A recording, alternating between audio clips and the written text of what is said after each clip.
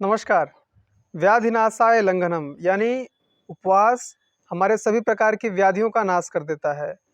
उपवास या व्रत रखने के धार्मिक महत्व के विषय में आप जानते होंगे और आप में से अधिकांश लोग इन्हीं धार्मिक महत्वों की वजह से उपवास रखा भी करते होंगे। उपवास एक ऐसी प्रक्रिया है जिसके माध्यम से आप बिना किसी दवा के, बिना किसी अन्य उपचार के अपने शरीर को स्वस्थ रख सकते हैं। मोटापा, गैस, कब्ज, acidity, cholesterol, BP, fatty liver से लेकर के कैंसर जैसे असाध्य रोग को भी आप बिना किसी बाह्य दवा के, बिना किसी बाह्य उपचार के ठीक कर सकते हैं। को उपवास रखने के धार्मिक और वैज्ञानिक कारणों के विषय में बताऊंगा, साथ ही उपवास रखने की सही विधि क्या क्या है और यदि आप गलत तरीके से उपवास रखते हैं तो उससे आपको जो होने वाले दुष्परिणाम है, जो नुकसान है, उसके विषय में बताऊंगा। तो अंत तक बने रहिए। आइए शुरू करते हैं। सबसे पहले हम उपवास रखने के धार्मिक महत्व को समझते हैं।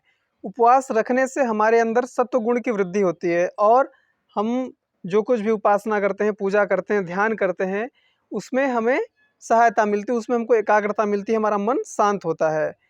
और उपवास हमारे विचारों को, हमारे भावनाओं को और हमारे कार्य को, जो भी हम करते हैं, उसको अपलिफ्ट करने के लिए, उसको शुद्ध पवित्र करने का एक बहुत ही अच्छा साधन है। योग विज्ञान की बात करें तो हमारे शरीर में 8 चक्र होते हैं: मूलाधार, स्वाधिष्ठान, मणिपुर, अनाहत, हृदय, विशुद्धि, आज्ञा और सहस्रार।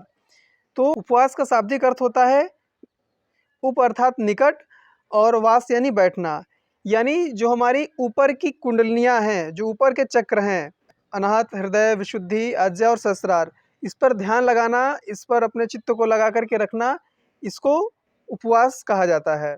आइए अब हम उपवास के वैज्ञानिक महत्व को समझते हैं। जब हम खाना खाते हैं तो हमारी पाचन क्रिया, जो भी हम हमारे शरीर की ऊर्जा होती है, उसको खाना पचाने में लगाती है।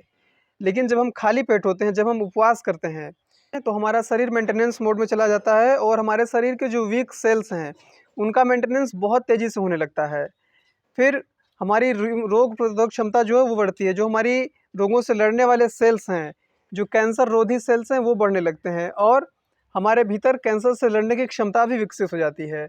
इसके साथ ही हमारी पाचन क्रिया हमारे शरीर में जो जमी फैट होती है, उसको तोड़कर ऊर्जा में रूपांतरित करने लगती है और हमारे जो मोटापा है, जो हमारे शरीर की अन्य व्याधियां हैं, जो हमारे भीतर टॉक्सिन्स होते हैं, वो बाहर निकलने लगते हैं। विषहरण की प्रक्रिया शुरू हो जाती है, जिसको अंग्रेजी में हम डिटॉक्सिफिकेशन भी बोलते हैं। कैंसर से लड़ने वाली जो कोशिकाएं हैं वो मजबूत होती हैं। इसके साथ साथ ये हमारे लिए एंटी एजिंग होता है। यदि आप उपवास रखते हैं तो आपकी आयु 14 से 25% तक बढ़ सकती है। उपवास 3 तरह का होता है। पहला निर्जला, दूसरा जलोपवास, तीसरा फलोपवास। इसमें सबसे श्रेष्ठ होता है जलोपवास, जिसमें गुनगुना जल या उसमें नींबू शहद डाल करके आप दिन में 2-3 बार आप उसका सेवन करते हैं। और निर्जला में बिना जल और अन्न के ही आपको उपवास रखना होता है। फलोपवास में आप कोई भी जो फल हैं, उनका आप सेवन कर सकते हैं। किनको उपवास नहीं करना चाहिए? जिनको डायबिटीज़ हो, जिनको माइग्रेन पेन हो और प्रेग्नेंट लेडीज़ को उपवास नहीं करना चाहिए। और यदि आप उपवास करते हैं तो फिर आपको बहुत सावधान रखना चाहिए। जो भी आपके फूड सप्लीमेंट्स हैं, उनको पूरी तरह से ध्यान रखना चाहिए। आप जैसे माइग्रेन पेन यदि किसी को है, तो वो जितने बजे भोजन करता है, उस समय उसको थोड़ा-सा आहार ले लेना चाहिए। तो इन सावधानियों का ध्यान रख कर के आप उपवास करें।